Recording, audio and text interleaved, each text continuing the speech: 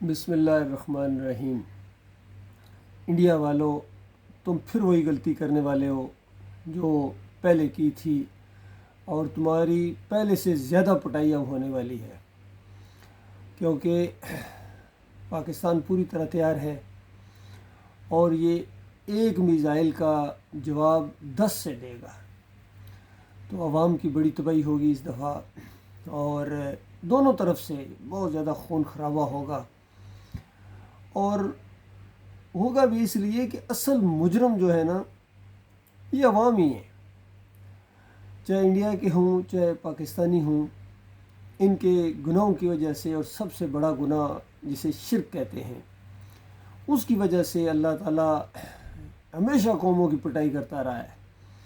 تاریخ کا مطالعہ کرو، اللہ کی کتاب اسی مسئلے کو اس انداز سے بیان کرتی ہے۔ اعوذ باللہ من الشیطان الرجیم، بسم اللہ الرحمن الرحیم۔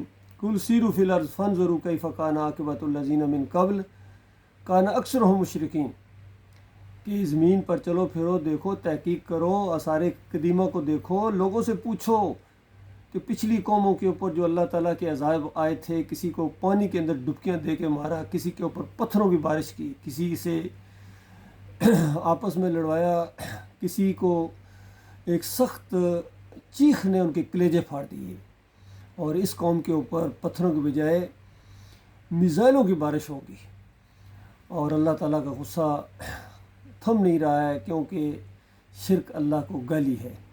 اور بیچ میں کتنا وقفہ اللہ نے دیا ہے، دیکھیے کتنے مہینے بیچ میں گزرے، کچھ غور کرو اور سوچو۔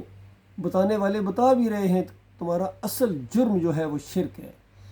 پاکستانیوں کا جرم قبر پرستی، مزار پرستی، گنبد پرستی، پیر پرستی، کون سی پرستی ہے جو ان کے اندر نہیں ہے؟ پھر گھوڑا پرستی، ہندوؤں کا جرم گائے پرستی، مورتی پرستی، اور جو بھی ان کے جتنے بھی مہاراجے اور کتنے انہوں نے بنائے ہوئے ہیں گرو اپنے۔ اور جب اللہ کا عذاب آتا ہے تو نہ ان کے گرو بچاتے ہیں، نہ ان کی مورتیاں بچاتی ہیں۔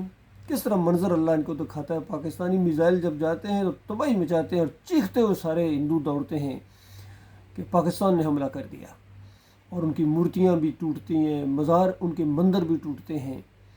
اور ان کے جب میزائل ادھر آتے ہیں تو یہ بھی اسی طریقے سے افراتفری ان کے اندر ہو جاتی ہے، ان کے مزار، ان کے گنبد، ان کے پیر بالکل ٹھس ہو جاتے ہیں۔ اور سیلاب کے دنوں میں بھی دونوں طرفوں سے جو ان کے مزار بہہ رہے تھے، ان کے گنبد بہہ رہے تھے، اور انڈیا والوں کے جو ہیں وہ مورتیاں بالکل دریا کے اندر ڈوبتی دیکھی ہیں۔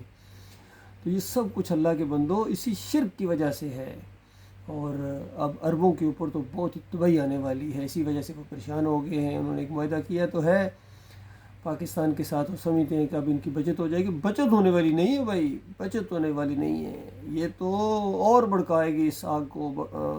یہ جو جنگیں اب شروع ہونے والی ہیں، یہ سارے اس کی لپیٹ کے اندر آئیں گے۔ اسی طرح رشیا اور یورپ کے آپس میں سب کچھ جو ہو رہا ہے، یہ اللہ کے عذاب کی شکلیں ہیں، مختلف انداز سے لوگوں کے سامنے آ رہی ہیں۔ ان کے اپنے کرتوت ہیں جو ان کے منہ کے اوپر دے مارے جا رہے ہیں، اور اس کا ایک ہی حل ہے کہ اپنے مالک اور خالق کی طرف پلٹو، توبہ کرو، معافی مانگو۔ اس زمین کو تم نے گندا کر دیا، شرک سے پلیت کر دیا۔ شرک سب سے بری چیز ہے، سب سے گندگی اگر کوئی چیز ہے وہ شرک کی گندگی ہے۔ یہ مزار ہیں، یہ مورتیاں ہیں، یہ تعویذ گنڈے ہیں، یہ واسطے وسیلے ہیں، یہ جمہوریت کا نظام ہے، جتنا بھی ہے یہ اللہ کی غضب کو بھڑکانے والا ہے۔ میرے پیارے بھائیوں، معافی مانگو، ابھی بھی وقت ہے، جو زندہ ہو ان کے لیے وقت ہے۔ ان بڑوں کی باتوں میں مت آؤ، یہ اپنی دنیا کی خاطر تمہاری دنیا اور آخرت دونوں برباد کر رہے ہیں۔ وہاں چیخیں گے، چلائیں گے، لعنتیں بھیجیں گے ایک دوسرے کے اوپر، لیکن واپس نہیں آ سکیں گے۔ یہ قرآن جو آخری کتاب ہے تمہارے مالک اور خالق کی، اس کا آخری فیصلہ ہے۔ وَقَضَىٰ رَبُّكَ أَلَّا تَعْبُدُوا إِلَّا إِيَّاهُ، کہ تمہارے رب کا یہ آخری فیصلہ ہے کہ اس کے علاوہ کسی اور کی بندگی نہیں ہوگی۔ نہ رکوع ہوں گے، نہ سجدے ہوں گے، نہ پکاریں ہوں گی، نہ نظر و نیازیں ہوں گی، نہ واسطے وسیلے ہوں گے، نہ کسی کا حکم مانا جائے گا۔ حکم ایک ذات کا مانا جائے گا جس نے رگوں میں خون دوڑایا ہے، جو ایک دن حکم دے گا، رگیں چپ ہو جائیں گی۔ یہ معاملہ، اور یہ اختتام نہیں ہے، مرنے کے ساتھ تمہارا اصلی مسئلہ شروع ہو جائے گا۔ یہ دنیا تو صرف امتحان کی جگہ ہے، کاش مودی کو معلوم ہو جائے، کاش یہاں ہمارے حکمرانوں کو بھی معلوم ہو جائے کہ اس سے پہلے ان سے زیادہ طاقتور حکمران گزرے ہیں، لیکن ابھی وہ آگ کے اندر چیخ رہے ہیں، چلا رہے ہیں اور انگاروں کے اوپر لوٹ رہے ہیں، خون اور پیپ کی وادیوں کے اندر ان کو گھسیٹا جا رہا ہے۔ ساری ان کی چودراہٹ ختم ہو گئی، پروٹوکول ختم ہو گئے، سلیوٹ ختم ہو گئے، وردیاں اتار دی گئیں۔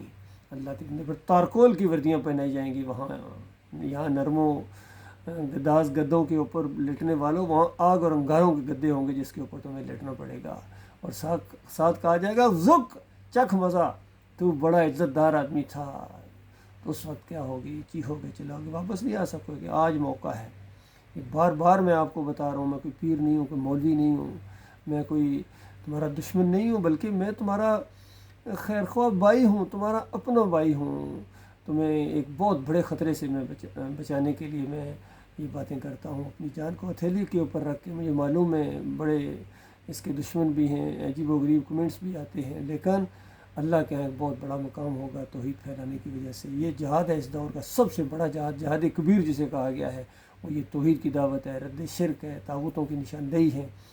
تو یہ کام تم سب نے کرنا ہے، جو بھی اس بات کو سنے، جہاں جہاں تک یہ آواز پہنچے، یہ تمہارے اپنے اللہ کی بات ہے، تمہارے اپنے رسول صلی اللہ علیہ وآلہ وسلم کی بات ہے، اور اس بات کو مانے بغیر کوئی جہنم کی آگ سے بچ نہیں سکتا ہے۔ یہ آپشنل چیز نہیں ہے، یہ لازمی چیز ہے، اس کو ماننا ہے۔ توحید پہلی چیز ہے، توحید ہو تو پھر نماز ہے، صلاۃ جسے کہتے، اور پھر روزے ہیں، پھر عمرہ ہے، پھر باقی ساری چیزیں بعد میں ہیں۔